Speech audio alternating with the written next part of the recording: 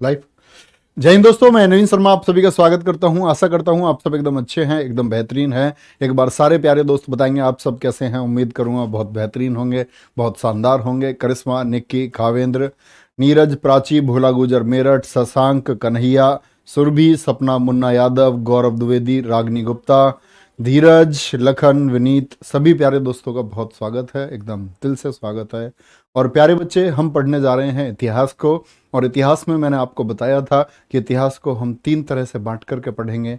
प्राचीन इतिहास, फिर मध्यकालीन इतिहास, मिडाइवल हिस्ट्री, और उसके बाद में फिर आपका किसको पढ़ रहे होंगे हम, फिर पढ़ रहे होंगे आपका आधुनिक इतिहास को। ठीक है, आधुनिक इतिहास को। इंग्लिश मीडियम वाले जो भी बच्चे हैं उनको कोई भी दिक्कत आए किसी शब्द में तो वो पूछ सकते हैं, क्योंकि इतिहास का जो फ्लो है वो हिंदी में पढ़ाने में है।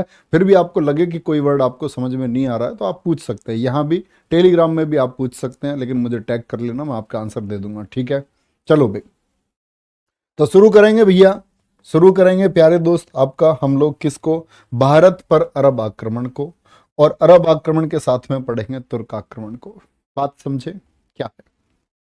अगर मैं आपसे कहूं कि भारत पर अरब आक्रमण हुआ, यानी कि अरब कंट्रीज से हुआ। अरब कंट्री कौन कौन सी थी? अरब से क्या मतलब है? अरब से मतलब है जो ईरान, इराक, मिस्र, जो ये सारा क्षेत्र है, किसका क्षेत्र है? अरब क्षेत्र। अरब क्षेत्रों से ये लोग भारत क्यों आए? इसका कारण है साम्राज्यवाद, इंपीरियलिज्म।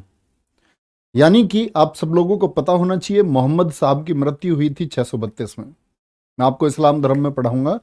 मोहम्मद साहब का जन्म 570 में हुआ और उनकी मृत्यु मृत्यु हुई 632 में। तो उनकी मृत्यु के लगभग 100 वर्षों के बाद ही पूरी दुनिया में इस्लाम को तलवारों के दम पर फैलाया गया। हर जगह मारकाट की गई। हर वो व्यक्ति जिसने इस्लाम स्वीकार नहीं किया उसकी गर्दन काट दी गई। नियम बना कि जो वयस्क है, यानी बच्चों को छोड़ करके कोई जो बड़ा है और इस्लाम को स्वीकार नहीं कर रहा है, उसकी गर्दन उसके धड़ से अलग कर दो और उसको जान से मार दो। तो या तो इस्लाम को स्वीकार करेगा या फिर वो इस दुनिया में रहेगा ही नहीं। तो इस नीति के तहत साम्राज्यवाद जो चल रहा था, साम्राज्यवाद यानी इस्लाम के प्रसार के लिए लोग कहां आए? भारत की तरफ आए। कहां थे ये लोग? भारत की तरफ आए। तो भैया यहां आपको एक बात देखनी होगी, मैं अरब की बात कर रहा हूं, ये प्राचीन भारत है आपका, प्राचीन भारत है। मतलब इसमें यूपी, एमपी, झारखंड, छत्तीसगढ़ नहीं मिलेंगे आपको। झारखंड, छत्तीसगढ़ नहीं मिलेंगे। यहां मिलेंगे प्राचीन साम्राज्य मगध, कन्नौज, ठीक है, ये गुजरातरा। यहां आपका ये जो आपको दिख रहा है ना पिंक कलर में ब्लू सा, ये है आपका सिंध क्षेत्र। सारी कहानी इस क्षेत्र की है। तो सिंध क्षेत्र समझ गए भारत में किधर है। यानी भैया जो आज का जो ये पाकिस्तान है, तो हम कह सकते हैं आज का जो ये पाकिस्तान है ये सिंध क्षेत्र है। समझ गए? मुझको दिखाओ, दिख जाएगा, ये तो मैप क्लियर है।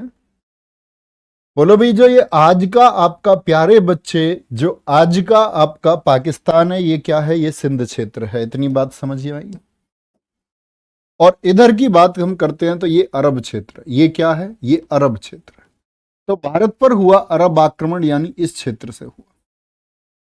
इस क्षेत्र से ये लोग कहां जा रहे हैं? इस्लाम के प्रचार प्रसार के लिए कहां जा रहे हैं? ये भारत की तरफ जा रहे हैं। ठीक है, कोई दिक्कत? चलो भाई, और मेरी बात सुनो, जिन बच्चों ने पहले खाकी बैच पढ़ा है उनको कोई नोट्स बनाने की जरूरत नहीं है, वो सिर्फ सुन सकते हैं, या चीजें कुछ होंगी तो ऐड कर सकते हैं। बेस नोट्स हमारे रहेंगे खाकी बैच के, उसके ऊपर हम सब कुछ एक्सप्लेनेशन करेंगे। ठीक है, तो शुरू करते हैं भैया क्लास को। कहां से आए? अरब से आए भारत की तरफ। अरब से आए ये लोग भारत की तरफ, तो ये बात आपको पता होनी चाहिए प्यारे बच्चे। तो भारत पर जो अरब आक्रमण हुआ, भारत पर जो अरब आक्रमण हुआ, कहानी सुनना ध्यान से, ध्यान से देखेंगे, हेडिंग लिखेंगे, भारत पर अरब आक्रमण। भारत पर अरब आक्रमण कहां से हुआ? अरब आक्रमण, अरब आप समझ गए कौन सी स्थिति है। पहला अरब आक्रमण 711 में किसने किया? अबेदुल्ला ने किया, जो क्या रहा? असफल रहा। असफल रहा यानी कि फेल हो गया। दूसरा अरब आक्रमण, जो दूसरा अरब अटैक आपका हुआ, क्या हुआ? अरेबियन अटैक जो आपका हुआ, दूसरा जो अरब आक्रमण हुआ सेकंड अरब अटैक वो 711 में किसने किया? बुदैल ने किया। वो भी क्या रहा? वो भी क्या रहा? आपका असफल रहा। तीसरा अरब आक्रमण जो थर्ड अटैक हुआ वो किसने किया? 712 में किया, मोहम्मद बिन कासिम ने, जो क्या होता है? सफल होता है। 3 लाइन लिखेंगे, फिर मैं आगे की बात आपको समझाऊंगा। क्या बोलेंगे? 712 में मोहम्मद बिन कासिम ने किया, जो क्या हुआ? सफल हुआ, और प्रथम मुस्लिम अरब आक्रमणकारी बना। प्रथम मुस्लिम अरब आक्रमणकारी बना जो भारत पर सफल हुआ आक्रमण करने में। यह कौन है? अल हजाज का सेनापति है। अब ये सारी चीजें हमको पता करनी है। अल हजाज कौन है?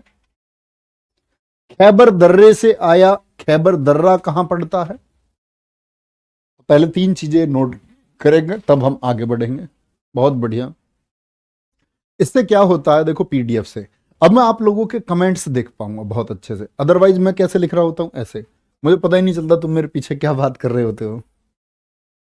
चलो सर, पीडीएफ से बहुत अच्छा लग रहा है पढ़ना। रीना भास्कर जी, बहुत थैंक यू। इससे आप लोगों का समय बचेगा, चीजें बहुत अच्छे से समझ पाएंगे हम। हिमांशु चौहान कह रहे हजरत मोहम्मद साहब के बारे में बताओ सर। हजरत मोहम्मद साहब के बारे में हम इस्लाम में पढ़ेंगे, यहां कोई आवश्यकता ही नहीं है। अब आप कहेंगे भैया ये प्रथम मुस्लिम अरब आक्रमणकारी इनको क्यों कह रहे हैं? क्या ऊपर वाले जो ये दोनों है ये मुस्लिम नहीं है क्या? ये दोनों मुस्लिम नहीं है। ये है सफल, पहला सफल मुस्लिम अरब आक्रमणकारी जिसने भारत पर आक्रमण किया। भारत पर अरब आक्रमण जिसने किया। ठीक है, चलो भाई, कोई दिक्कत? सर इसका प्रिंट कैसे निकलवाएंगे? प्यारे बच्चे, आपको ये रिटर्न फॉर्म में मिलेगा। आपको ये बच्चा लिख करके देगा सारा। आपको जो बच्चा नोट्स लिखने वाला है वो नोट्स लिख करके देगा। ठीक है, आपको ये वाले नोट्स नहीं मिलेंगे, आपको प्रिंट वाले नोट्स ही मिलेंगे जो आप लोग प्रिंट करा सकें, क्योंकि इसका तो आप प्रिंट नहीं करा पाएंगे, है ना, इसीलिए। खैबर दर्रा से आया अल हजाज का सेनापति था। अब कुछ बातें समझना। एक कैरेक्टर आया अल हजाज। ये दरअसल में अल हजाज कौन है? अल हजाज था इराक का बादशाह। इराक का बादशाह। ठीक है, कौन है ये? इराक का बादशाह है।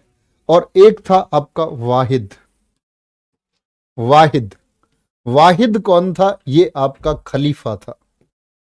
खलीफा। भैया जी, ये खलीफा क्या होता है? ये खलीफा क्या होता है? ध्यान से समझना मेरी बात को। जब मोहम्मद साहब की मृत्यु हो गई थी, ये चीज अभी नोटे मत करना, मैं आपको ये इस्लाम पढ़ाऊंगा तब बताऊंगा।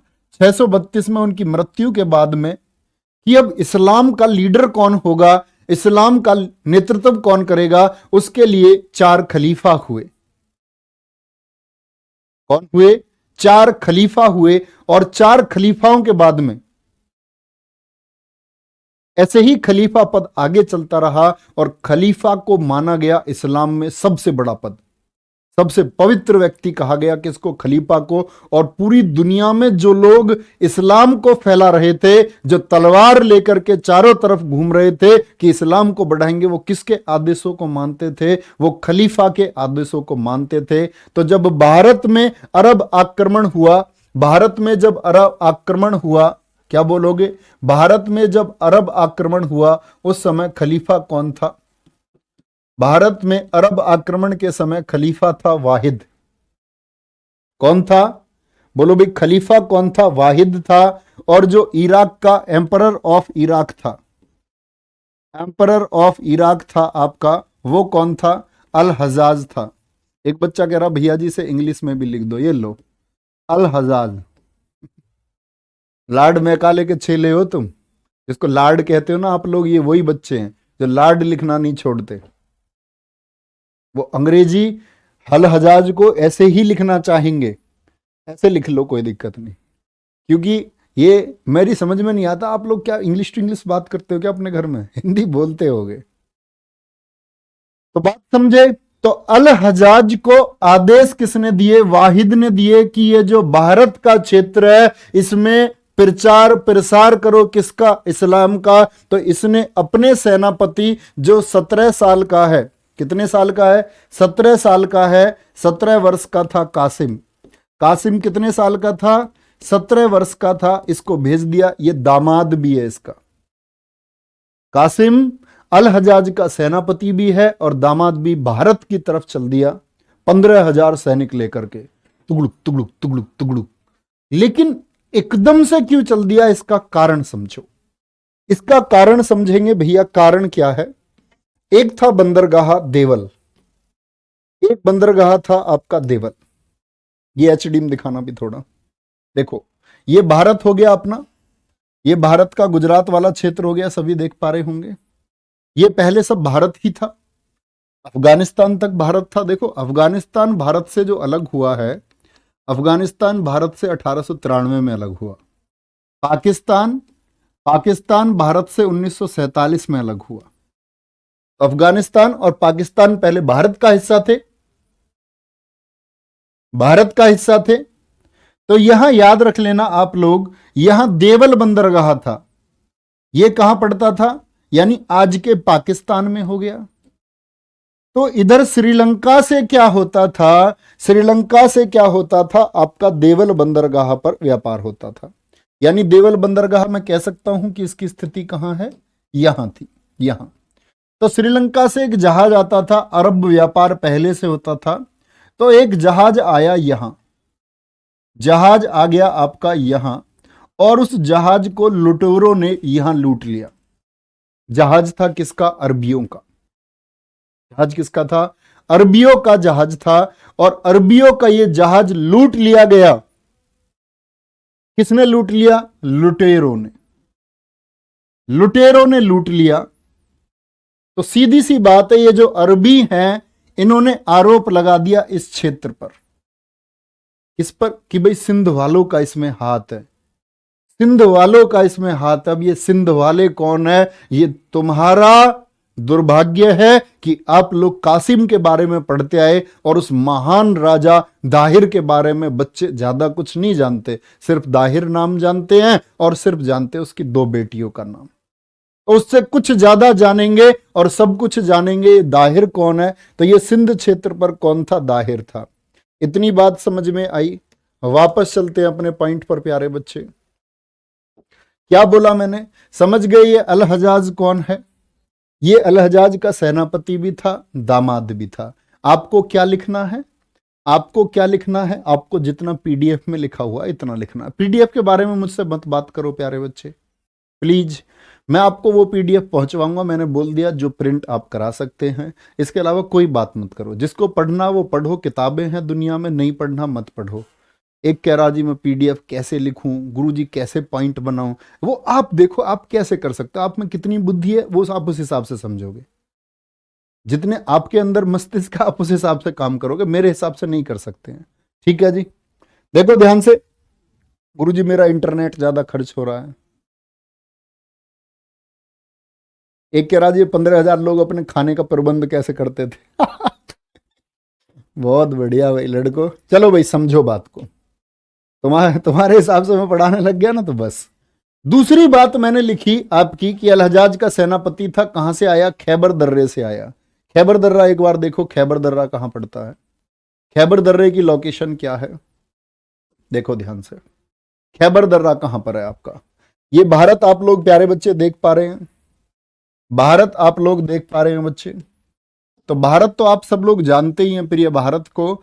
तो भारत में इधर अफगानिस्तान से पाकिस्तान की तरफ ये जो है, ये तो बोलन पास है आपका, जो पंजाब में आता है। कहां? पंजाब की तरफ जो आता है ये तो आपका बोलन पास है। ठीक है। और एक था कश्मीर में जो जाता था, और इधर आपका नेपाल के साइड से होता हुआ, ये कौन सा पास था? खैबर पास था। कौन सा दर्रा था? खैबर दर्रा था। ऊपर की तरफ देखो कितना जटिल दर्रा है, देख पा रहे हो? इतने मुश्किल रास्तों से होते हुए कासिम भारत पहुंचा।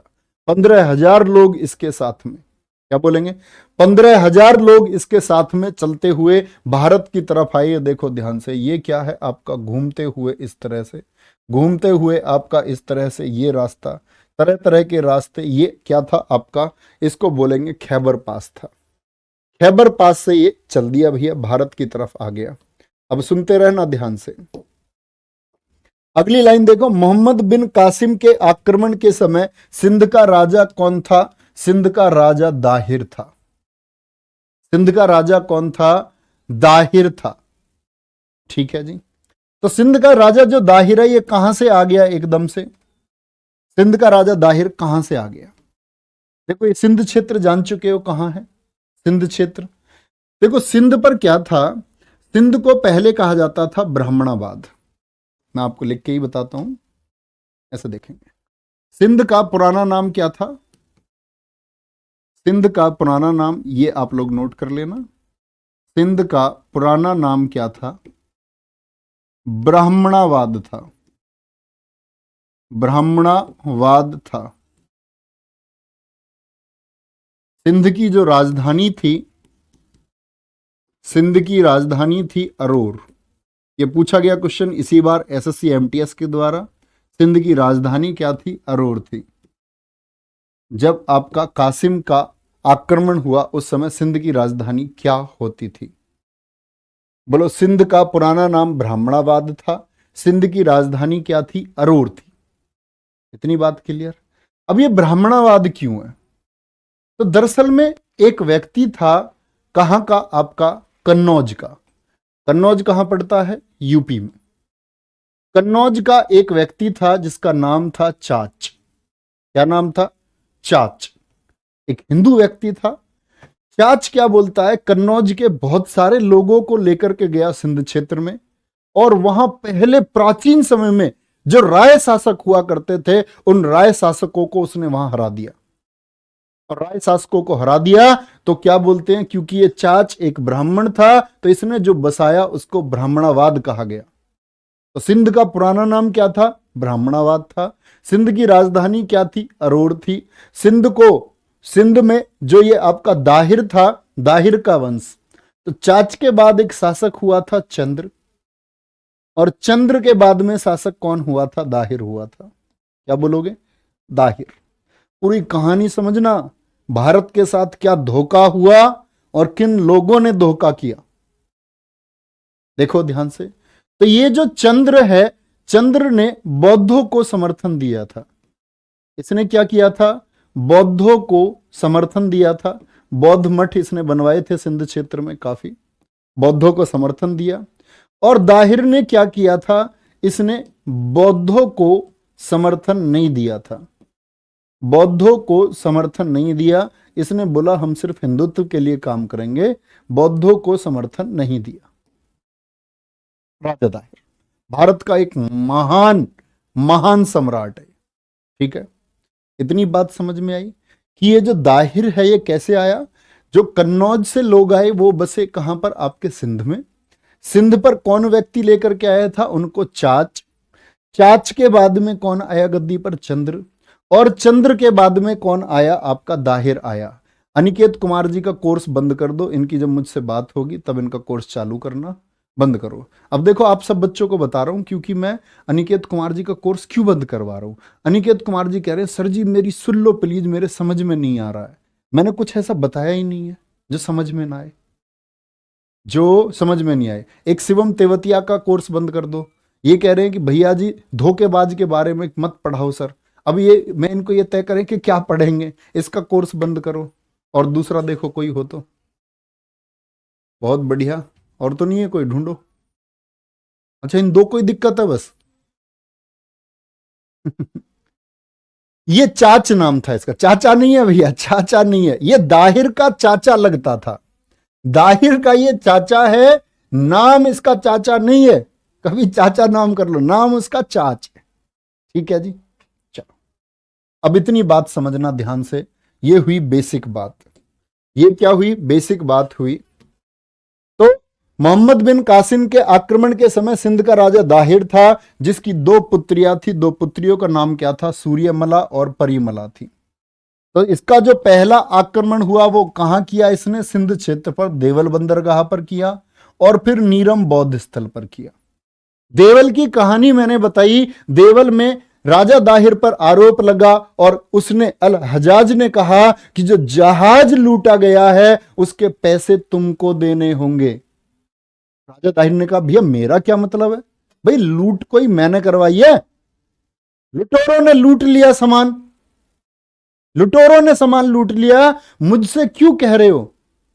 राजा दाहिर जो एक स्वाभिमानी शासक था उसने कहा मैं ऐसी शर्तों के सामने झुकता नहीं हूं। तो उन्होंने कहा भैया आक्रमण होगा, बोले तैयार हैं आक्रमण के लिए आ जाओ। तो पहला आक्रमण देवल बंदरगाह पर ही क्यों हुआ आप समझ गए, एक जहाज लूटा गया था जो श्रीलंका से अरब जा रहा था। राजा दाहिर का कोई लेना देना नहीं था इस लूट से, लुटेरों ने लूट लिया। आक्रमण हुआ देवल बंदरगाह पर, और देवल बंदरगाह के बाद में वो कहां गया, नीरम बौद्ध स्थल। याद रख लेना वो लोग, वो बौद्ध जिनको राजा चंद्र ने बहुत समर्थन दिया था, उन बौद्धों को राजा दाहिर के लिए लड़ना चाहिए था या नहीं, यस और नो।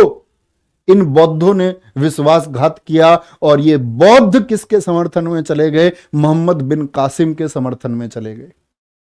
कासिम जो कि एक लुटेरा था, भारत मां पर रहते हुए ये लोग किसके समर्थन में चले गए, जिनके पूर्वजों ने इनको बसाया, जिनके पूर्वजों ने इनको जमीन दी, ये लोग उनकी खिलाफत में चले गए क्योंकि इनको लगा कासिम ठीक है, कासिम के फेवर में चले गए।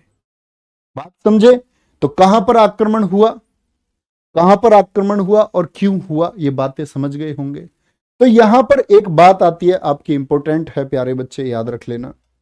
वो बात है कि सिंध पर जजिया कर सबसे पहले किसने लगाया, सिंध पर जजिया कर किसने लगाया, वो सबसे पहले कासिम ने लगाया। मोस्ट इंपोर्टेंट क्वेश्चन है, मोस्ट इंपोर्टेंट क्वेश्चन है, याद रख लेना। ये जो जजिया लगता था, जो जजिया कर, यानी कि ये जो जजिया टैक्स था प्यारे बच्चे, क्या था, जजिया जो टैक्स था ये गैर मुस्लिमों पर लगता था। गैर मुस्लिम बोले तो हिंदू हुए, या उस समय के आपके, आप लोग बात करें कोई भी व्यक्ति, चाहे किसी अन्य धर्म का व्यक्ति, तो हिंदुओं पर लगा दिया इन्होंने। क्यों लगाते थे, क्योंकि अब मान के चले आप जो हिंदू लोग हैं, जो बेचारे बहुत सारे गरीब लोग होंगे, गरीब लोग जिसकी कोई इनकम नहीं थी, उससे बोले तुम्हें जजिया देना होगा, तुम्हें जजिया देना हो, तुम्हें जजिया देना होगा। तो गरीब आदमी तो ये कहेगा भैया मेरे पास तो पैसे नहीं है। अब जब मेरे पास पैसे नहीं है, मेरे पास पैसे नहीं है तो मैं कैसे करूं। वो गरीब आदमी ये सोचता है यार धर्म में क्या रखा है, हिंदू मुस्लिम सिख ईसाई सब बराबर बराबर है, क्या ही अंतर पड़ता है। तो उन लोगों ने क्या बोला, ठीक है हम मुस्लिम बन जाते हैं। तो ये एक टेक्निक थी लोगों को मुसलमान बनाने की, लोगों को मुसलमान बनाने की एक टेक्निक थी जो बहुत सफल हुई, जो बहुत सफल हुई। तो सिंध पर सबसे पहले जजिया लगाया किसने, ये लगाया आपका किसने, मोहम्मद बिन कासिम ने। ब्राह्मणों, विधवा और विकलांगों पर नहीं लगा था, ना तो ये ब्राह्मणों को देना पड़ता था, ना विधवा को और ना विकलांगों को देने पड़ता था। ठीक है, बाद में ब्राह्मणों पर भी लगाएगा जब आप फिरोज शाह तुगलक को पढ़ेंगे तब, फिरोज शाह तुगलक को पढ़ेंगे तब। तो ये आ गया आपका, जीत भी गया, जीत भी गया। अब मैं बताऊंगा इस युद्ध के बाद क्या हुआ था। मैंने बोला इस सब की जानकारी किससे मिलती है, चचनामा से मिलती है। चचनामा बुक, जिसके राइटर कौन है, कई जगह लिखा मिलेगा आपको, चचनामा के कोई राइटर नहीं है, लेकिन चचनामा को लिखा है अली अहमद ने। चचनामा को किसने लिखा है, अली अहमद ने। क्या जानकारी देता है, जानकारी देता है कि युद्ध स्थल में जब राजा दाहिर अपने हाथी पर बैठ करके युद्ध कर रहे थे और सामने से चोरी छुपके से बहुत सारे लोगों को मिलाकर के कासिम ने जो हमला किया वो सामने था। क्षण ऐसा था कि राजा दाहिर युद्ध को जीतने वाले थे, युद्ध भूमि में तलवारें जबरदस्त चल रही थी। हुआ क्या कि राजा दाहिर का हाथी घायल हो गया, और हाथी घायल हो गया तो दिशा विहीन हो गया, किसी दूसरी डायरेक्शन में भाग गया। महावत बैठा हुआ था, महावत बोलते हैं हाथी को चलाने वाले को। हाथी युद्ध स्थल से बहुत दूर भगा करके उनको ले गया। जैसे तैसे हाथी को नियंत्रित किया गया, लेकिन पूरी सेना में खबर फैल गई कि राजा दाहिर मारे गए। राजा दाहिर मारे गए, और राजा दाहिर मारे गए तो वापस हाथी घूम करके जब इतने आया और वो वापस में उन्होंने देखा तो सेना आत्मसमर्पण कर चुकी थी। राजा दाहिर झुके नहीं, तब भी लड़े और उसी मैदान में वीर गति को प्राप्त हुए। और ये लोग जो लुटेरे लोग थे, जिनकी नजर स्त्रियों पर थी, इन्होंने क्या बोला कि जितने भी 17 साल से ऊपर के लोग हैं उनसे इस्लाम कबूल करवाओ, अगर इस्लाम कबूल नहीं करते हैं तो इनकी गर्दन काट दो, और स्त्रियों का बलात्कार करो, और स्त्रियों का अपहरण, जो सुंदर स्त्रियां हैं उनका अपहरण करो और उनको खलीफा के पास भिजवाओ। जिस खलीफा को ये लोग पद क्या बोलते थे कि वो पवित्र व्यक्ति है, वो औरतों का भूखा था। तो राजा, बड़े बोलते हैं, बड़ा प्रसिद्ध किस्सा है, राजा दाहिर की दोनों पत्नियां जो थी बड़ी सुंदर थी, सूर्यमला और परिमला। बाकी सारी स्त्रियों ने जौहर कर लिया, बहुत सारी वीरांगनाएं अपने आप को आग के हवाले कर दी कि इन जो आपके अत्याचारी है ना, जो ये लुटेरे हैं, इनके हाथ नहीं आना है। क्योंकि बलात्कार उस समय सिंध क्षेत्र में बहुत काफी तादाद में हुए, लोगों को मारा गया, लाशें पड़ी थी। तो कहते हैं कि सूर्यमला और परिमला जो है भाग गई तो इनकी तलाश हुई। 4 महीने बाद ये पकड़ी गई, और पकड़ी गई तो इनको कासिम ने अपने हरम में रखा। हरम क्या होता है भैया? हरम का मतलब होता है कि ये जो लोग थे ना, जो मुस्लिम शासक हुए, ये लोग हरम बनाते थे, उस हरम में ही रखते थे स्त्रियों को, और वहां स्त्रियों से ये बलात्कार करते थे।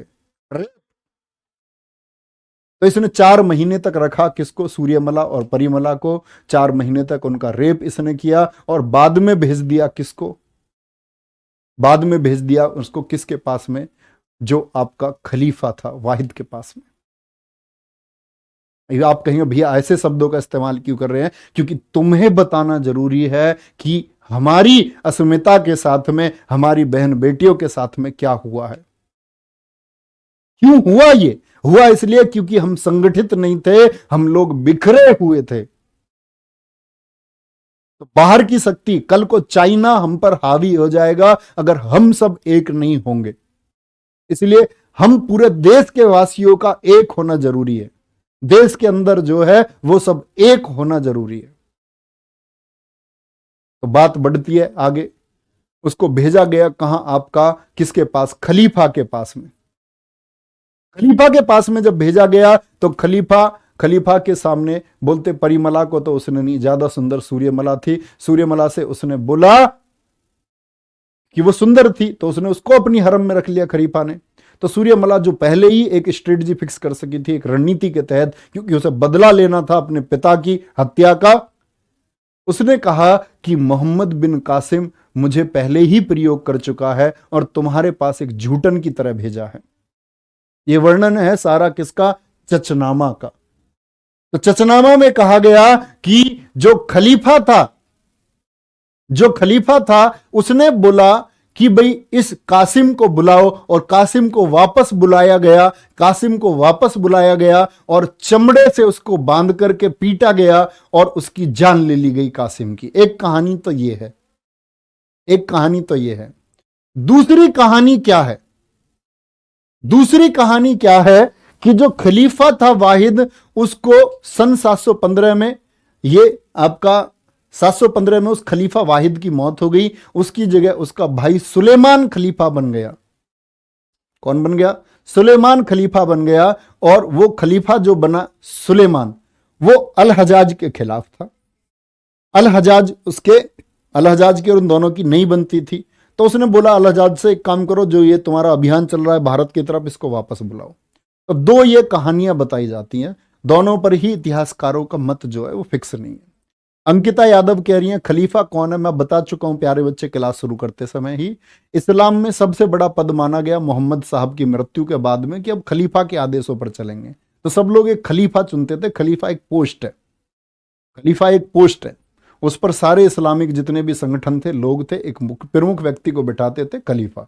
जब मैं आपको इस्लाम पढ़ाऊंगा ये तब बताऊंगा, ठीक है अंकिता यादव? चलो आगे बात आएंगे। अरब आक्रमण क्यों हुआ था भारत पर? लूट करने के लिए और आपका इस्लाम का प्रसार करने के लिए। वो बौद्ध जो कासिम का साथ दे रहे थे उनको बख्शा नहीं गया।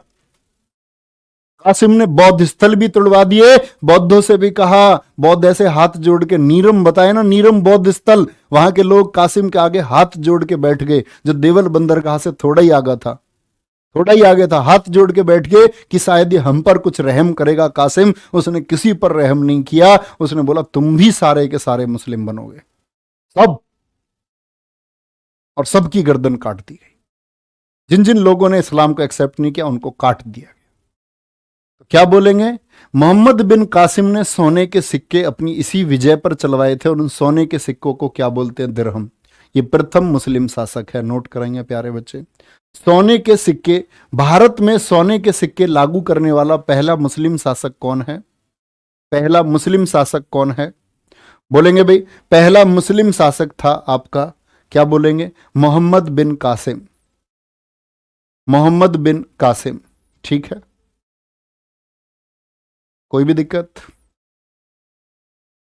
सर जी क्या खलीफा पद अभी भी है, ये अच्छा क्वेश्चन है प्रभात कुमार जी का। खलीफा पद अब नहीं होता है, ये आप खिलाफत आंदोलन पढ़ेंगे आधुनिक भारत में, तब मैं आपको बताऊंगा। मुस्तफा कमाल पाशा ने खलीफा पद को 1924 में खत्म कर दिया था, 1924 में ये खत्म हो गया। चलो सर जी, बौद्ध ने साथ दिया, इस बात के तथ्य कहां से मिलते हैं, बौद्ध ने साथ दिया तथ्य नहीं मिलते, बौद्धों ने साथ नहीं दिया इसके तथ्य मिलते हैं चचनामा से। उल्टी बात घुमा रहा है, कह रहा साथ दिया, बिल्कुल गुनहना व्यक्ति खुद को पवित्र बनाए बैठा था, ठाकुर करुणा गौर, बहुत जबरदस्त। चलो भाई, कोई दिक्कत, कोई भी परेशानी यहां तक,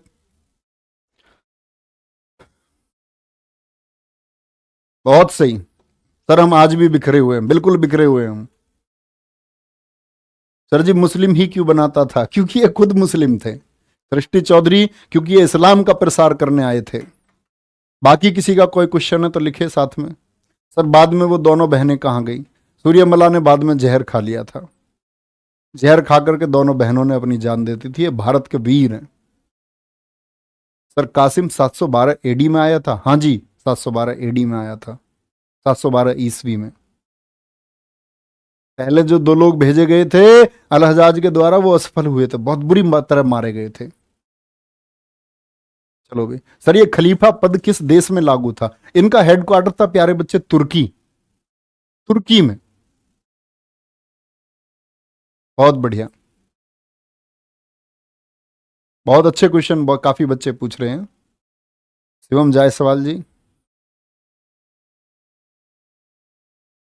बहुत बढ़िया भाई। किसी और का क्वेश्चन, सर बहुत मस्त समझ में आ रहा है, हाँ ऐसे ही मस्त समझ में आएगा, इसमें लेक्चर लगाएंगे हम 2 घंटे 3 घंटे का, तुम्हें मैं इतिहास के वो सारे कारण बताऊंगा, तो आप समझ गए होगे। आपको सिर्फ बच्चे फैक्चुअल स्टडी नहीं करनी है, फैक्ट ही आपके सामने, इनसे प्रश्न मिल जाएगा आसानी से। आप सोचे क्यों हुआ था, क्या हुआ था, वो सिर्फ आपको समझना है, ठीक है। जजिया कर क्या था प्यारे बच्चे, बता दिया मैंने आपको। देखो आप लोग हिंदू हो या आप लोग मुस्लिम हो, मान के चलो आप कुछ ना, आप स्टूडेंट है, अब तुम सारे स्टूडेंट हो, मैं तुम सारों से बोलूं ओए तुम सारे के सारे मुझे 50,000 रुपए दोगे हर महीने, हर महीने तुम सारे 50,000 रुपए दोगे अगर तुम्हें स्टूडेंट रहना है तो, और नहीं तो तुम्हें वकील बनना पड़ेगा। आप क्या बोलोगे मुझसे, आप बोलोगे भैया हमारे पास 50,000 रुपए नहीं है, 50,000 हम आपको नहीं दे सकते, हमको वकील ही बना दो। तो वकील बनने के लिए तैयार हो जाओगे ना। ऐसी एक जजिया था, जजिया कर था, ठीक है। जजिया कर का एक लंबा इतिहास है।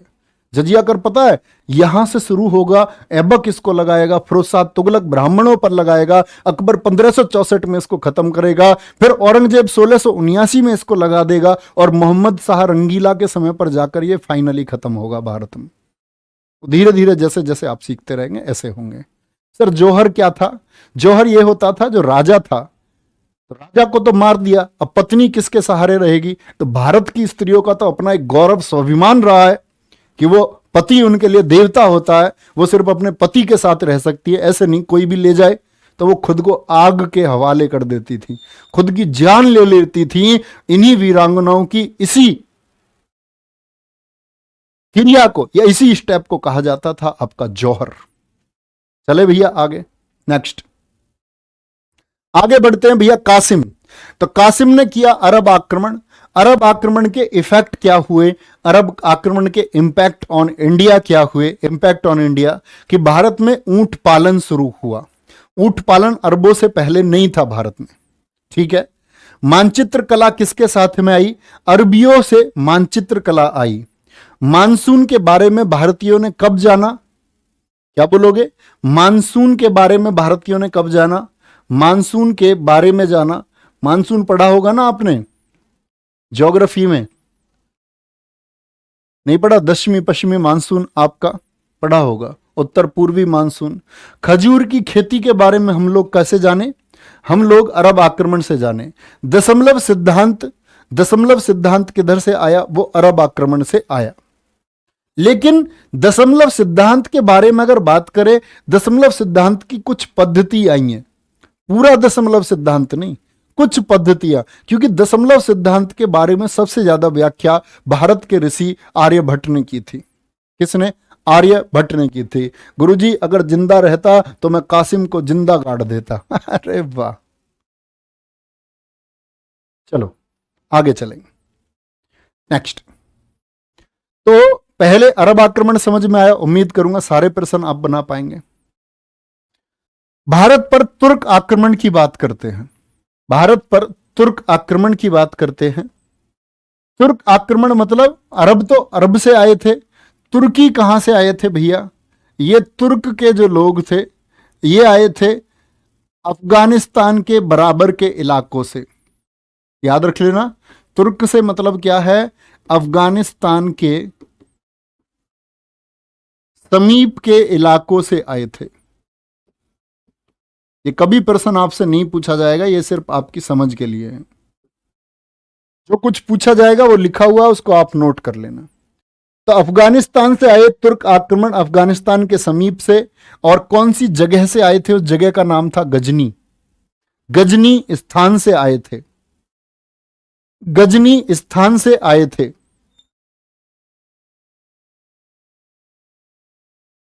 देखेंगे ध्यान से, ये कौन सा वंश था गजनी में? गजनी जगह का नाम है यामिनी वंश है। क्या बोलोगे? यामिनी वंश है, यामिनी।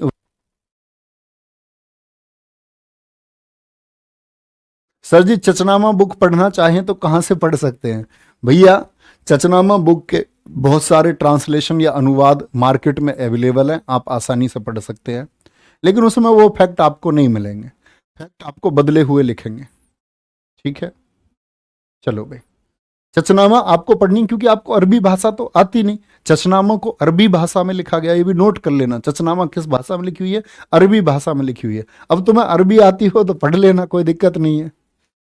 चलो भाई, तो ये जो यामिनी वंश है इसका संस्थापक फाउंडर कौन था? अल्बतगीन था। अल्बतगीन 933 में इसने स्थापना की थी। क्या बोलोगे? 933 से 963। बिल्कुल नोट मत करना आप लोग इस बात को, कभी नहीं पूछा जाएगा। 933 से 963 एडी। तो बोलेंगे गजनी वंश का संस्थापक कौन था? गजनी वंश का संस्थापक कौन था? यह था आपका अल्पतगीन। अल्पतगीन के बाद में कौन था? सुबुक्तगीन था। बोलो भी फटाफट से। सर उस टाइम तो अफगानिस्तान भारत में ही था। हाँ जी, अब भारत में था। मैंने कब बोला? मैंने बोला अफगानिस्तान के समीप के इलाकों से, यानी अफगानिस्तान से आगे वाला जो क्षेत्र था। मैं तो आपसे बोल ही नहीं रहा आपकी अफगानिस्तान से आए थे। 933 से 963 एडी में। इसके बाद में गद्दी पर बैठा सुबुक्तगीन, और इसके बाद में बैठा ये कौन? ये आपका डॉग महमूद गजनवी। फिर कौन बैठता है? महमूद गजनवी। देखे ना ध्यान से इतनी बात को। महमूद गजनवी जो भारतीय इतिहास के लिए बहुत नालायक साबित हुआ। तो दरअसल में भारत पर अगर कभी पूछे आपसे कि भारत पर पहला तुर्क आक्रमण किसने किया, अरब आक्रमण बता देंगे कासिम ने किया। तो क्या बोलोगे भारत पर पहला तुर्क आक्रमण किसने किया? वो असफल रहा था और पहला तुर्क आक्रमण किया था सुबुक्तगीन ने। भारत पर पहला तुर्क आक्रमण किसने किया था? वो सुबुक्तगीन ने किया था, जो असफल था। और कहां किया था इसने? भारत पर पहला तुर्क आक्रमण हिंदू शाही वंश जयपाल शासक के खिलाफ। जयपाल कहां का शासक था? पेशावर। पेशावर के समीप वाले सारे इलाकों का शासक था ये। चलो भाई, कोई दिक्कत? बोलो भाई। राघव सोनी को ब्लॉक करो। राघव सोनी, कोर्स खत्म करो इनका, मुझसे बात कराना तभी चालू करना।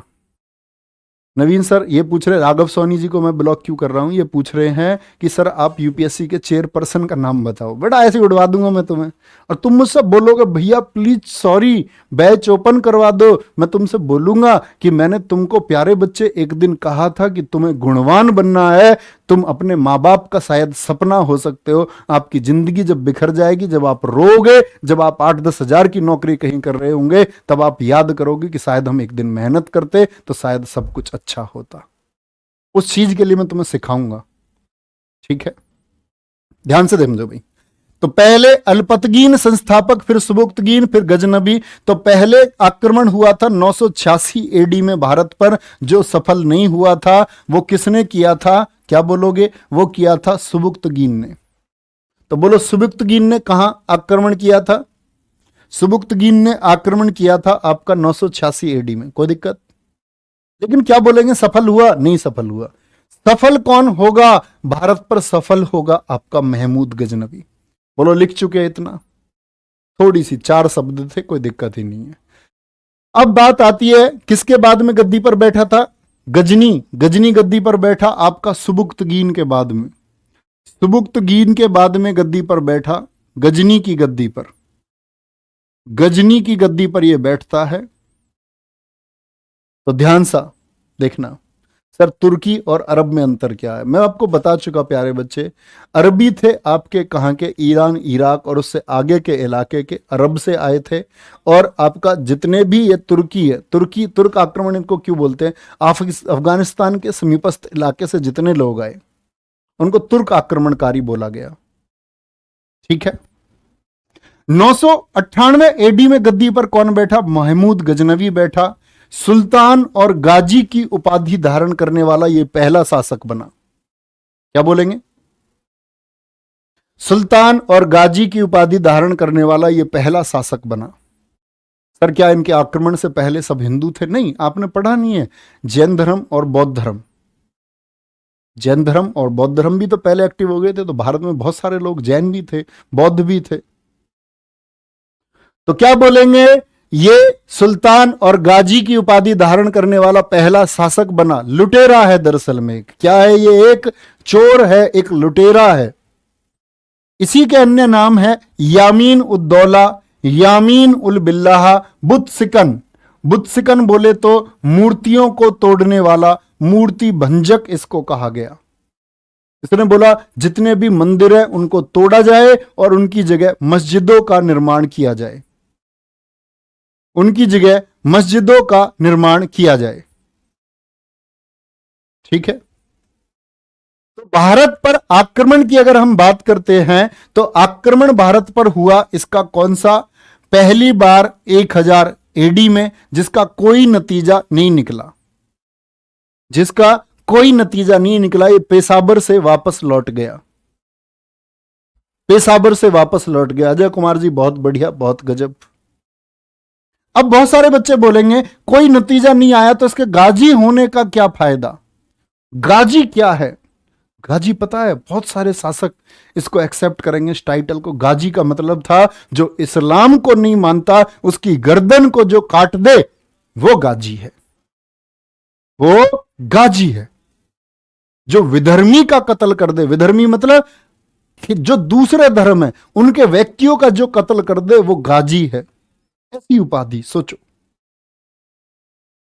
तो ये तुर्क आक्रमणकारी भी क्यों आए? ये भी लूट के उद्देश्य से भारत में आए। ये लुटेरे थे। ये सब लोग किसके लिए आ रहे हैं? लूट के लिए आ रहे हैं। ये सब कौन लोग हैं? इस्लाम के प्रसार के लिए भारत आ रहे हैं। 1000 एडी में इसका पहला सफल आक्रमण, ये इंपॉर्टेंट बात है, ये याद रख लेना। मूर्ति भंजक इंपॉर्टेंट है, मैं सर्कल कर दूंगा जितनी चीजें इंपॉर्टेंट है, ठीक है? महमूद गजनवी पहला सफल आक्रमण 1001 एडी में हुआ, जिसको हम बोलते वह हिंद का युद्ध। वह हिंद का युद्ध किससे हुआ था? राजा जयपाल से हुआ था महमूद गजनवी का। राजा जयपाल से हुआ महमूद गजनवी का। तो ये बात याद रख लेना, यही गजनवी है जो शपथ लेता है कि हर साल भारत पर एक हमला करूंगा, हर साल भारत पर एक आक्रमण करूंगा, हर साल भारत पर एक आक्रमण मैं करूंगा। तो याद रख लेना, इतनी बातें नोट कर चुके। महमूद गजनवी के बारे में बात करें, महमूद गजनवी ने भारत पर कितनी बार आक्रमण किया? 17 बार आक्रमण किया है, 17 बार आक्रमण किया है। और यह किस इतिहासकार ने बताया है? याद रख लेना, हेनरी इलियट ने बताया है, हेनरी इलियट ने बताया है। किसने बताया है ये? हेनरी इलियट ने, हेनरी इलियट ने बताया। 1005 में इसने क्या किया? मुल्तान पर आक्रमण किया। बहुत इंपॉर्टेंट नहीं है, याद रखने की आवश्यकता नहीं है, ठीक है। 1008 में नगरकोट हिमाचल प्रदेश पर आक्रमण, याद करने की बिल्कुल आवश्यकता नहीं है। 1018 में कन्नौज पर राज्यपाल गुर्जर था। ये आपके नोट करने की बात है, लेकिन आपको जो मैं बोल दूं ना, ये भूलना नहीं है, तो वो भूलना ही नहीं है। सबसे इंपॉर्टेंट है आपका यहां कालिंजर अभियान, याद रख लेना। कालिंजर अभियान हुआ था, इसके कन्नौज पर जो था ना, ये इसका 12वां अभियान था, 12वां था ये। तो क्या बोलेंगे? कालिंजर अभियान हुआ आपका विद्याधर चंदेल। विद्याधर चंदेल यहां के शासक थे, जो चंदेल वंश के थे। कहां के थे? चंदेल वंश के थे। सबसे इंपॉर्टेंट कभी मत भूलना, 16वां आक्रमण मोहम्मद बिन किसका? महमूद गजनवी का। वो किस पर हुआ था? सोमनाथ पर हुआ था। आराम से नोट करेंगे। सोमनाथ मंदिर जो कहां पड़ता है प्यारे बच्चे? गुजरात में पड़ता है। बहुत बढ़िया सर। इसके बेस नोट्स कैसे? देखो, अगर आप नए बच्चे हैं तो नोट्स लिखते रहो, अदरवाइज जो बच्चे खाकी बैच के स्टूडेंट थे, ये उनके बेस नोट्स हैं, ताकि वो बच्चा भी अगर इधर कोई एक्टिव हुआ है तो वो अब स्टोरी की तरह अपने नोट्स रख के सारी चीजें समझ सके कि हम क्या पढ़ रहे हैं, ताकि उसका सारा एक फोकस रिवीजन हो और खुद को एडवांस वो कर पाए। और आप लोग नोट्स भी अपने, मैं तो ये कहता हूं, आप हमेशा पीडीएफ के चक्कर में कभी पढ़ो ही मत, आपको अपने नोट्स अपने हाथ से लिखना चाहिए। भोला हरसाना कह रहे मजा आ गया गुरुजी पीडीएफ से पढ़ के। पीडीएफ से मजा ही आता है, मजा ही आता है, ठीक है। तो क्या बोलेंगे? जब ये 16वां आक्रमण हुआ आपका सोमनाथ गुजरात पर, उस समय शासक जो थे वो भीम प्रथम थे। और भीम प्रथम कहां के थे? ये चालुक्य वंश के शासक थे। कहां के शासक थे ये? चालुक्य वंश के शासक थे गुजरात में, ठीक है। अब इस आक्रमण से क्या हुआ? तो यहां एक लाइन मैंने लिखी हुई है, प्यारे बच्चे ध्यान से पढ़ना। हिंदू आस्था को सबसे अधिक लॉस जो पहुंचाया, सबसे अधिक क्षति पहुंचाने वाला आक्रमण था। यह बात क्यों बोल रहे हैं भैया? तो यह बात मैं प्यारे बच्चे इसलिए बोल रहा हूं क्योंकि देखो, जो सोमनाथ मंदिर है इसकी बड़ी मान्यता थी। भगवान शिव के लिए 12 ज्योतिर्लिंग है पूरे भारत में, उनमें से एक ज्योतिर्लिंग था ये। इसमें एक तलवार लटकी हुई थी ऐसे बीच में, दीवारों से चुंबकीय बल का प्रभाव उत्पन्न करके, मैग्नेटिक इफेक्ट जनरेट करके, वो किताब जो तलवार थी, स्वॉर्ड थी, वो ऐसे लटकी हुई थी। लोग बड़ी पूजा करते थे, लोग समझते थे कि ये तो भगवान की कोई शक्ति है। लेकिन जब मंदिर को तोड़ा गया, तो मंदिर तोड़ा गया तो वो चुंबकीय प्रभाव कम हुआ और तलवार नीचे गिर गई। लोगों में हाहाकार मच गया, बोले भगवान नहीं रहे। क्या बोले? भगवान नहीं रहे। तो हिंदू आस्था पर सबसे बड़ा आक्रमण साबित हुआ था ये कौन सा? आपका सोमनाथ का आक्रमण, ठीक है। कोई दिक्कत? सब मंदिर इसने तोड़वाए, सब मंदिर। 16 आक्रमण हो गए, प्यारे बच्चे नोट कर चुके। अंतिम आक्रमण, अब कुछ में आप में से कुछ बच्चे बड़े कमजोर होते हैं। एक बच्चा कोई कह रहा सुल्तान क्या होता है, कोई ऐसे भी कह सकता थोड़ी देर बाद राजा क्या होता है, कोई ये भी कह सकता शासक क्या होता है, कोई ये पूछ सकता है जी आक्रमण क्या होता है। तो प्यारे बच्चे, रियली सॉरी, मैं आपको ये चीजें नहीं बता पाऊंगा। जो बच्चे मुझसे ये उम्मीद लगाए बैठे हैं कि मैं आपको ये बताऊंगा कि जी आक्रमण क्या होता है, राजा क्या होता है, तो मैं ये मान करके हमेशा पढ़ाता हूं कि एटलीस्ट आप 10वीं पास हो, कम से कम एटलीस्ट आप अपनी मेहनत से 10वीं 12वीं पास हुए हैं, और जो अपनी मेहनत से 10वीं 12वीं पास हुआ है वो सारी चीजें समझ सकता है। पर गजनी को गोली मार देनी चाहिए भैया, जिंदा नहीं है, मार देते नहीं तो। ठीक है, कितनी बात समझे, आराम से, कोई दिक्कत नहीं, जब नोट कर लेंगे। बहुत धीरे धीरे पढ़ रहे हैं, बहुत धीरे धीरे। तो 1005 में मुल्तान किसके बाद में? राजा जयपाल से युद्ध के बाद में। जयपाल के खिलाफ पहला युद्ध, फिर मुल्तान में, यानी आगे बढ़ रहा है। फिर आपका हिमाचल प्रदेश की तरफ, कन्नौज यूपी की तरफ आ गया, फिर यूपी बिहार की सीमा की तरफ, फिर वापस गुजरात की तरफ चल दिया। तो सबसे इंपॉर्टेंट, सबसे महत्व। नेक्स्ट, अंतिम आक्रमण हुआ इसका कहा? आपका अंतिम आक्रमण हुआ इसका 1027 में खोखरों के विरुद्ध। खोकर कौन है? ये जाति है भारत में। गजनवी जब लूट करके जाता भारत से, ये गजनवी को लूट लेते रास्ते में, छापा मार, रास्ते में बैठे रहते। और जैसे ही गजनवी लूट करके जाता, ये लोग किसको? गजनवी को लूट लेते थे कि भैया आजा गजनवी। गजनवी को ही लूट लिया। तो अंतिम अभियान था इसका 1027 में, यह भी इंपॉर्टेंट है। और 1030 में इसकी मृत्यु हो गई, बिल्कुल इंपॉर्टेंट नहीं है। इसके समकालीन लेखक कौन कौन से हैं? एक फिरदौसी, एक अलबरूनी, एक उतबी, एक वैहाकी, इसके समकालीन कवि। लेकिन आपसे पूछे इसका दरबारी कवि कौन था, तो दरबारी कवि कौन था? वो अलबरूनी था। दरबारी कवि कौन था? वो अलबरूनी था। बोलेंगे भैया दरबारी कवि कौन था? वो अलबरूनी था। तो पहला लेखक फिरदौसी, जो इसने पैसों में अपॉइंट किया, इसको बोलते पूर्व का होमर। होमर कौन है जी? होमर एक इतिहासकार रहा है। जब सिकंदर को मैं आपको पढ़ाऊंगा तो सिकंदर के गुरु अरस्तु ने कहा था कि तुम होमर की इलियड को पढ़ना। ये होमर की एक बुक है इलियड। सिकंदर फैन था उस किताब का। कहते थे, अरस्तु ने कहा था कि सिकंदर सुनो, तुम्हें दुनिया जीतनी है ना, तो तुम्हें होमर की इलियड पढ़नी होगी, तब दुनिया तुम्हारे सामने झुकेगी। होमर एक इतिहासकार है, इसको बोलते हैं ईस्ट का होमर। यूरोप के ईस्ट में पड़ता है ना, भारत भी, पाकिस्तान भी, अफगानिस्तान भी, तो इसको पूर्व का होमर कहा गया। इसकी पुस्तक का नाम है शाहनामा। शाहनामा, जिसको फारसी भाषा में लिखा गया है, और इसी को बोलते ईरान का महाकाव्य। अफगानिस्तान का एकदम गलत लिखा रहता है, कई जगह लिखा हुआ है अफगानिस्तान का महाकाव्य, इसको बोलो ईरान का महाकाव्य। दरअसल में यह क्या था कि इसने बोला शाहनामा के लिए फिरदौसी से कहा गया, किसने कहा? गजनवी ने कहा, फिरदौसी तुम मेरी तारीफ में कुछ लिखो। तो उसने कहा भैया सोने के सिमकल लेंगे। तो बात तय हो गई, 60,000 सोने के सिमकल यानी कॉइन्स, यानी कि मुद्रा देंगे 60,000 सोने के। पूरी किताब फिरदौसी ने लिख दी, तारीफें लिख दी, लेकिन मिला क्या? 60,000 मिली भैया चांदी के कॉइन्स। यानी 1 रुपए कह करके एक चीज के 1 पैसे दिए। उसने बोला था कि शब्दों के हिसाब से पेमेंट करूंगा। फिरदौसी तो चिढ़ गया, बोला ओए पैसे कैसे नहीं दे रहा है, अब तेरे खिलाफ लिखूंगा। तो उसने, क्योंकि वो इसके नजदीक रहा था गजनवी के, तो गजनवी की सारी सच्चाइयां कि गजनवी कितना नालायक, कितना निहायती खराब ये है, स्त्रियों के प्रति ये कैसे उनका अपमान करता है, कैसे उनका उपयोग करता है, ये सब कुछ लिख दिया उसने किसमें? शाहनामा में। और शाहनामा ऐसे प्रचलित हुई ईरान में कि हर व्यक्ति शाहनामा को पढ़ना चाह रहा था। ईरान का महाकाव्य बन गई। इसके मंत्रियों ने समझाया गजनवी को, भैया बड़ा खिलाफ लिख रहा है, समझाओ।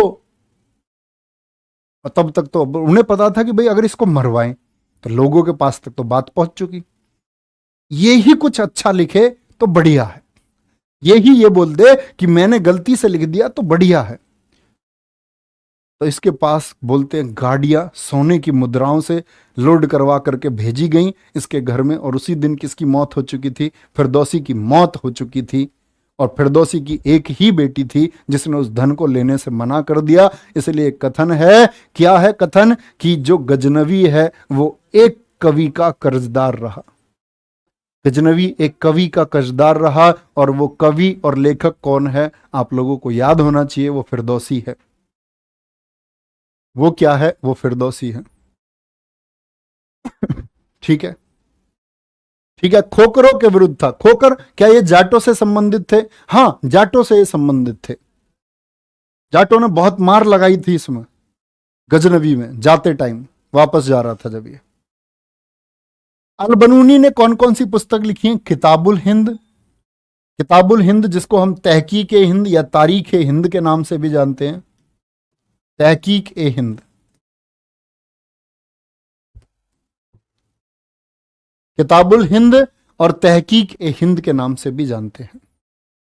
पुराणों का अध्ययन करने वाला, इसने भारत के पुराणों को पढ़ा था और फिर उनका अनुवाद किया गया, क्योंकि ये लोग समझ गए कि भारत के पुराणों में बहुत कुछ छिपा हुआ है, बहुत ज्ञान छिपा हुआ है। क्या बोलोगे? पुराणों का अध्ययन करने वाला। गुरुजी उस टाइम पे क्या गाड़ी चलती थी? अरे भैया बैलगाड़ी, घोड़ा गाड़ी। गाड़ी मैंने कब बोला कि वो फॉर्च्यूनर में लेके गए थे पैसे?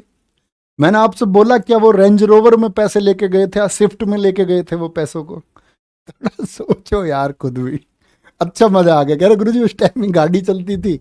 बहुत बढ़िया।